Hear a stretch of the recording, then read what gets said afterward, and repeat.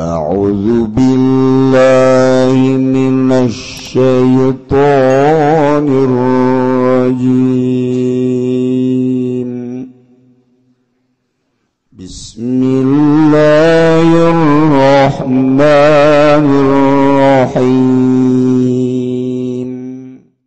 Eta teh jelema kitu anu pernah nincak majelis kaula atau liwat majelis kaula eta engke kukula bakal disalametkeun jaga di akhirat. Ya Allah ya Rabbi, man marra majlisi cek Abdul Qadir.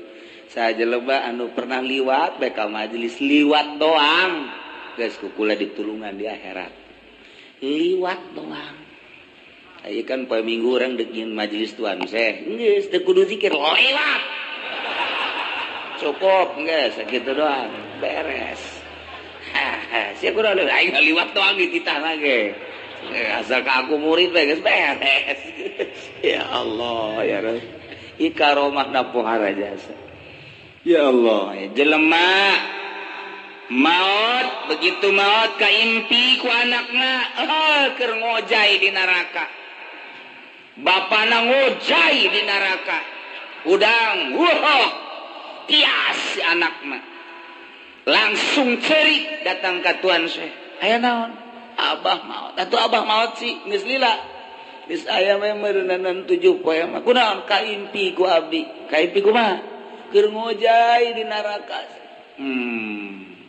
Bapak maneh pernah naon kitu ngaranna pernah milu pangajian jeung kulan teh ya di tempat-tempat kitu riungan majelis teu pernah nya nama.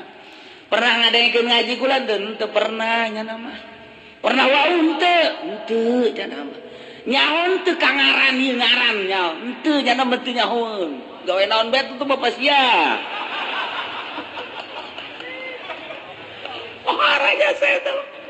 Ampura Bapak kula mah duh geus teu nyahoan naon atuh pates ka neraka ge jantuan saya. Tapi tetep banyak. Dulu di neraka ku nyeri jasanya na digodok ancul-anculan. Aduh nu panas abdi mah teu asa. Sugan sakanya hosia Bapak siap pernah henteu ieu datang ka majelis henteu cenah mah. Liwat mah pernah ge lain endek ngaji ngudag ontak. Oh pernah liwat ngudag ontak. Langsung tunggu adalah langsung nya salat gitu salat asup kana alam gaibna menta ka Gusti. Gusti murid abdi pangyalametkeun Mang Anu tak nu anakna bebejak abdi salametkeun Gusti. Ih cak Gusti pantama lain murid. Iranya na jadi murid sia. Ngaji teu pernah nyaho teu pernah ngadengekeun teu pernah wauh teu ira jadi muridna. Nggak majelis teu pernah eta Gusti janal ngudag kota liwat ka majelis abdi eta ge murid. Waduh cek Gusti Allah geus atuh disalametkeun teu ekos kitu murid mah. Langsung isukna ngimpi deui geus aya di sisi neraka gerjewe alhamdulillah. Bejakeun ka Abdul Qadir cak bapana dina ngimpi hatur salam gitu. Waduh aing nu lamun lain ku nyana ieu aing rebek cenah tah. Tah jadi nyana ngudag onta doang liwat murid keneh bae. Boh atuh komo urang mah poe Minggu liwat atuh geus. Murid be pokona mah. Nyana teh ge jana aya di luhur neraka ki can puguh ka mamanana eta. Tapi geus diangkat. Ya Allah, komo urang mah cinta ka wali Allah Subhanahu. Eta cenah Muhammadiyah versi teu percaya. Dia tuh jor bae sia-sia aing. Karasa sia geus modar sia. Kitu bae ulah hese-hese ulang mikiran Muhammadiyah versi Wahabi urang kuari mah. Dia geus jelas dina Al-Qur'an, ala inna awliya Allahi la khaufun alaihim wa lahum yahzanun. Kitabna geus jelas jasa. Eta mah teu percaya atuh teu dibukakeun hidayah bae ku Gusti Allah. Sakitu bae meureun kamulyaanana ai urang mah alhamdulillah percaya ka Allah, percaya ka Kangjeng Rasulullah, percaya ka aulia-aulia Allah Subhanahu wa taala. Oh, karomahna geus pohar jasa Tuhan saya. Jelema boga anak hiji-hijina nya kasep ya pikarespeun manehanana ilu ngalalau ka laut pas datang ka laut ngaguling parahuna acak-acakan di dahar ku laut inting-intingan informasilah ke mana bahwa anak-anak ti kelebuk peak geus teu bisa ditulungan deui tengah laut cerik datang ka tuan Syekh minta disalametkeun anak abdi jatuh geus baot papan kumaha ceknya geus takdir abdi ge cenah takdir mah takdir bae tak aya kos kituan teh sarua kos di urang nasiban nasib bae cenah teh nu bodoh ngaranna ge iki nu datang ka tuan Syekh nu barodo pinter mah masa tuh kikituanan bodoh anak hiji-hijina keur mejana dipake karesep ku abdi maot di mana maotna di laut haju hayang hirup deui kumaha hayang hirup deui geus maot menta bae mah coba ka Allah maksa pametak aya geus geura balik bae tuh ka ditu geus aya di mah aya geura balik nyana ka ieu mah bang di deuleu jajan aya nyana nungguan balik deui ka tuan Syekh Tuan can aya cekirna di mana? Can aya, can beureum tuan Syekh. Geus, kira ka ditu. Balik aya ge. Datang ka imah. Eueuh keneh mah. Datang deui tuan sok halalaga abdi atuh. Air kaya aya ieu eueuh atuh iki mah pan bo abdi lah itu bisa teu bisa atuh. Itu.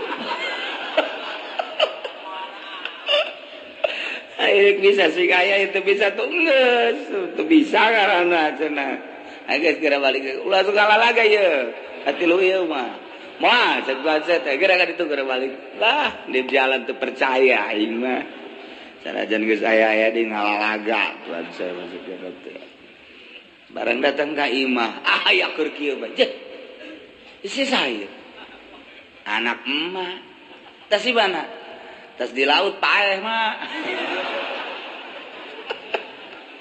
hei saya hirup gue lagi tengah arti gue jadi hirup deh gue dia Masya Allah ditangkap ke mana luar biasa tuh asa ngimpi nyana bebeja ke tuan Syekh kumaha aya geus aya mah segera balik ka ditu lain kitu eta tuan ku bisa aya deui abdi mah hayang yang geus ulah hayang nyaho sia mah waduh atuh moal ka harti geus eta mah ka kawasan Allah geus aya bae geus itu tinggal Tuhan saya ngajungkel ka Gusti Allah artina Gusti si masih keneh resep henteu ka abdi lamun abdi boga kasalahan naon ieu Gusti sampaikeun ka eta lambat amat ngahirupeun jelema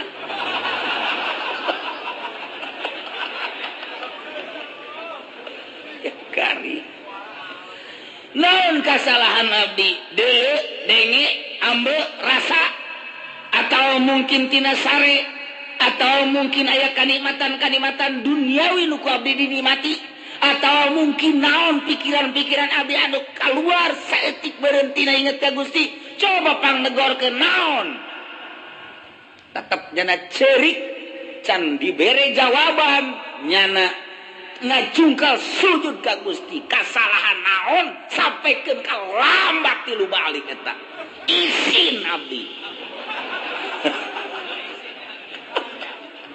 ya Allah ya Rabbi wali Allah datang ka kos kitu urang lamun ngadengikeun karomah-karomahna okos lalagan okos pohara mantak jelema nu teu percaya moal nyokos kitu saya teu percaya sebenarnya mah jakaromah teh atuh dihandapeun mujizat kanjeng Nabi kadeuleu ku Abu Jahal itu aya ditutupan mah teu kadeuleu sarua bae kurang kumaha istimewana leuwih ti istimewa hese nyaritakeunana tuh jatuh bulan teh kapan datang ka kanjeng Nabi belah dua maca syahadat nu hiji asup ka dieu nu hiji asup ka dieu kaluar deui ngahiji deui sujud ka kanjeng Nabi naik deui ka luhur bulan tan kadeuleu ku Abu Jahal tapi tetep bae oh sihir tah mah de kurang kumaha deui tetep bae sihir komo ieu karomah atuh kadeuleu ku Muhammadiyah je teu dibukakeun pintu mata hatena mah atuh hese bae geus ulah dilawan mun aya Muhammadiyah ngomong soekeun sungutna. Pan ieu karomah ieu. Soek tak karomah tah. Praksi bebeneran deh kos kituna. Ini bisa oke nih, entita kuki uci cenah. Iga tempuhan. Aduh, hese itu percaya. Ya, sudah pikiran batur. Urang bae percayakeun ka Allah, percayakeun ka Kangjeng Rasulullah, percayakeun ka wali-wali Allah. Jangka salamatan urang beres. Jaloba jasa. Karomah Tuhan Syabdul Qadir mana? Tidinya malaikat turun malaikat. Bejakeun kitu sakumaha mistina ya bejakeun.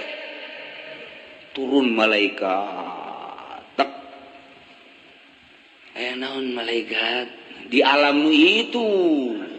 Lain aduh harapan kos kieu we, selamat datang malaikat. Iya, dari mana aja kamu udah lama gak ketemu ini? Waduh, dari Kronjo ya. Lain kos gitu. Siapa ngabayangkeun teh kos gitu lain. Ima di alam nu itu. Ya alam zahir, asup urang ke alam batin, asup kasir, gaib ngaranna leng kapanggihna di ditu, awakna di dieu, ai hatena mah di Cikupa di Masarwiti. Eta gaib-gaib blon mah. Nah, ieu mah asup ka ditu ka Gusti Allah. Kumaha moal kaharti ku urang. Urang mah kahartina model tadi, urangna di jero masjid, di luhureun sajadah, ai hate urangna di mall. Eta kan kaharti teh Gus ya. Kaharti jata mah aing pagawean aing cenah kos kitu. Atuh eta leng-lengan nyaba ka mana pan eta datang. Atuh jelema mah di Cikupa di luhur sajadah bagus di sajadahna. Kunaon ai hatena di Bandung. Eta nyaba ka ditu. Cak Allah salat si kos kieu masih salat. Sia keur di hadapan ku aing hate sia ka mana? Nah, eta ngaranna nyaba.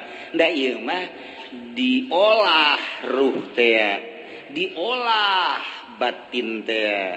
Ruh saenggeus teh diolah bisa keluar. Trek bisa ngobrol urang jeung urang. Aya 2, aya 3, aya 4, aya 5. Mendak Tuhan Sabdu Qadir pernah buka 40 jelema. Di ditu aya, di ditu aya, di ditu aya, di ditu aya. Hayang bunga jasa kehadiran ku Tuhan saya. Iraha tadi magrib. Ye, kudu aing. Ye, di aing. 40 ngaku kabeh. Kuyang kabeh ieu mana nu bener. Urang lamun bisa kitu pake nyandung urang mah. Nu ieu kanu ngoran, nu kanu kolot ya, cumpon kabeh. Sia mah kadinya bae sepikiran ada tuh. Ya Allah, ya Rabb. Pagihan ke malaikat di alam itu si gade. Boleh cara tadi salaman pelukan, waduh udah lama bener. Gimana transaksi ini kita? Malaikat transaksi segala pabrik segala naon. Yang nama anti dunia. Geus kapanggihna urang jempan malaikat lain lalaki lain awewe. Malaikat mah teu beuki dahar teu beuki nginum. Malaikat mah tara jima tara sare. Malaikat urang ge mun geus bisa kos malaikat bisa kapanggih jeung malaikat. Kanjeng Nabi mah kok henteu kikituan ge kapanggih. Atuh leuwih luhur Kanjeng Nabi mah. Lantaran Kanjeng Nabi mah tina nur didamelna Tuhan Syabdul Qadir mah biasa cara urang. Nu mantak keur kumaha bae Kanjeng Nabi mah kadatangan malaikat Jibril teh di masjid, di imah, di jalan. Leuwih pohara Kanjeng Nabi mah henteu kudu make tadarrut cara Tuhan Syabdul Qadir. Iraha bae malaikat diinstruksikeun datang. Tuhan Syabdul Qadir mah kudu melalui nyulusup heula ka alam itu. Jauh Tuhan Syabdul Qadir jeung Kanjeng Nabi. Kanjeng Nabi mah pak datang. Keur iraha bae, keur kumaha bae. Bahkan nu kaberenehan keur meujeunna malaikat Jibril datang, aya urang dinya. Kadeu. Hendak barang geus beres gitu naon malaikat Jibril adu hareup ngadu dengkul. Taros ku sahabat Abdullah eta tadi saha? Malaikat Jibril. Bah, tuh lain tita tadi bebeja. Bah kasep amat jeung seungit amat eta malaikat Jibril katingali tah ku Abdullah bin Umar mah. Ai ku ente bapak gon moal tetap. Ente mah jameureunan matana kahalangan ku sinden. Dumal bisa, tuh mun sinden dijauh ge kadul. Oh tuh. Wih, mantap jasa. Nu mana? Baju beureum. Eta emang mata sinden mah kos gitu. Ariatu lebih numan matu mata itu mata malaikat atuh kadeu ya Allah. Bahkan Siti Aisyah mah diatur salaman ku malaikat Jibril. Aisyah Jibril atur salam alaikalissalam. Bangun teu bungaheun teh biasa bae. Barang menang saminggu mah Aisyah ulang Allah atur salam kakarak. Aduh pohara jas. Diatur salaman ku Allah. Ente ente mah diatur salam ku calo pan. Duit ka bawah ku ente. Masya Allah. Tuh ya malaikat datang ke Tuan Syekh. Begitu datang hampura cek malaikat. Kula diinstruksikan ku Gusti Allah bahwa waktu keur ngadoa pertama kula diinstruksikan ku Gusti Allah titah neangan daging-daging nu geus didahar ku lauk-lauk.